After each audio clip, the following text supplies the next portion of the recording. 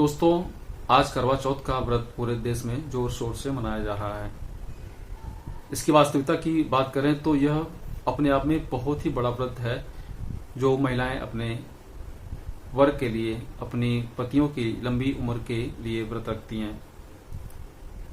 पौराणिक कथाओं की माने तो पार्वती जी ने शंकर जी को अपना वर चुनने के लिए, अपना वर प्राप्त करने के लिए, अपने व्रत के रूप में प्राप्त करने के लिए इसका व्रत किया था।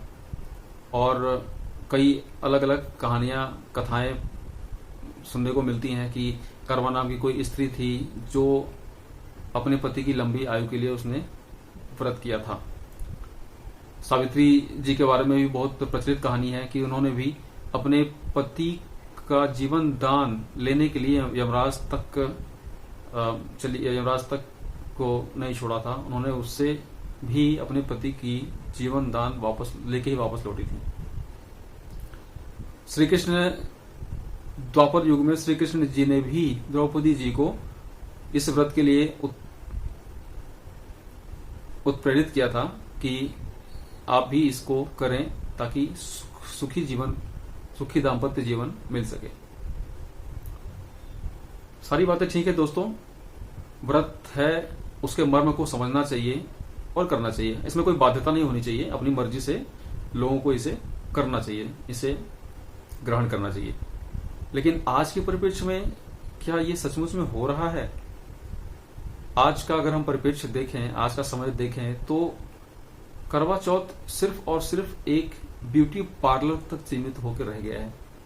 करवा चौथ का समय आते ही बाजारों में रौनक बढ़ जाती है, महिलाएं खूब खरीदारी करती हैं। शाम को 2-3 दिन पहले से ही मेहंदी लगवाना और मेकअप, न जाने क्या क्या, मतलब अपने शरीर को अच्छा दिखने के लिए और न जाने कितने कितने तौर तरीके अपनाती हैं।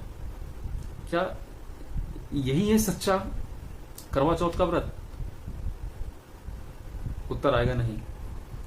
दोस्तों, किसी भी व्रत के पीछे एक भाव छिपा होता है।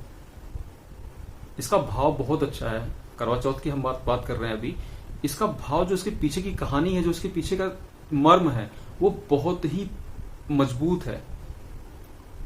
जिन महिलाओं की बात की जाती है, जिन्होंने इसकी शुरुआत की थी, उन्होंने कोई शौक से या किसी का देखा देखी इस व्रत को नहीं अपनाया था।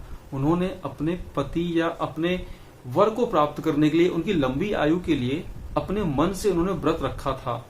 मन से व्रत रखा था कि ईश्वर उनकी लंबी आयु करो, या हे ईश्वर इनको मुझे एक पति के रूप में मुझे सौभाग्य दें, इनके साथ जीवन यापन करने का सौभाग्य दें। लेकिन आज का जो इसका तौर तरीका है, बिल्कुल ही उस ओर तो जाता ही नहीं है। जिस भाव की बात हम अभी कर रहे हैं, जिस भाव के साथ पार्वती जी ने, जिस भाव के साथ शायद करवा जी ने, सावित्री जी ने या द्रौपदी जी को जो श्री कृष्ण जी ने कहा कि आप इसको करिए विधि पूर्वक और श्रद्धा से। सबसे बड़ी बात आती है श्रद्धा की। किसी भी काम को करने के लिए श्रद्धा की बहुत आवश्यकता होती है। अगर हम किसी भी चीज को श्रद्धा से नहीं करते हैं, लगन से नहीं करते, मन से नहीं करते हैं, तो उसका कोई औचित्य नहीं होता, उसका कोई तात्पर्य नहीं है। लेकिन आज पता नहीं किस रस्साकसी में सारी महिलाएं लग जाती हैं। करवा चौथ का व्रत आते ही वो मेकअप, टेकअप और न जाने क्या क्या। नहीं, ऐसा नहीं करना चाहिए।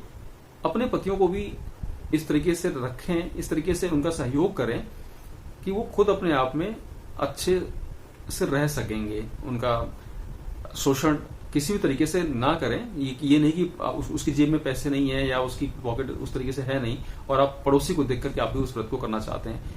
और व्रत तो कर सकते हैं, व्रत के लिए कोई खर्चा नहीं है, लेकिन जो आजकल के समय में जो खर्च करवाए जा रहे हैं इसके नाम पर, वो गलत है। जिसके पास है वो शौक से करे, ठीक है, मगर जिसके पास नहीं है उसको जबरदस्ती ना करने के लिए प्रेरित ना करें। आप भी दूसरों को दिखाने के लिए, दूसरा हमें कुछ कहने दे, उससे बचने के लिए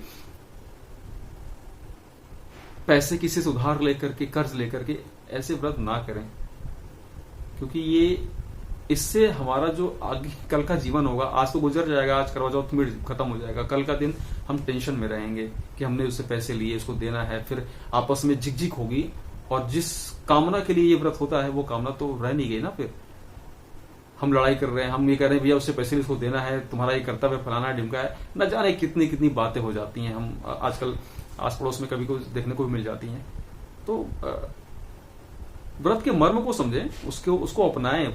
कोई भी व्रत बुरा नहीं है, अगर परंपराएं हैं हमारी, कोई भी व्रत बुरा नहीं है, लेकिन उस व्रत को उसकी प्रासंगिकता के साथ श्रद्धा से विधि पूर्वक मनाएं।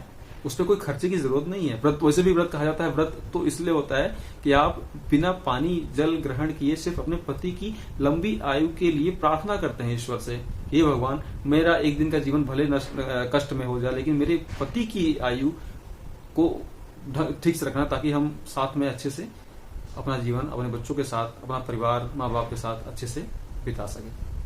बस इतना ही कहना था दोस्तों। शायद मेरी बात आप तक पहुंच पाई हो। कमेंट करके जरूर बताएं। शुक्रिया। नमस्कार।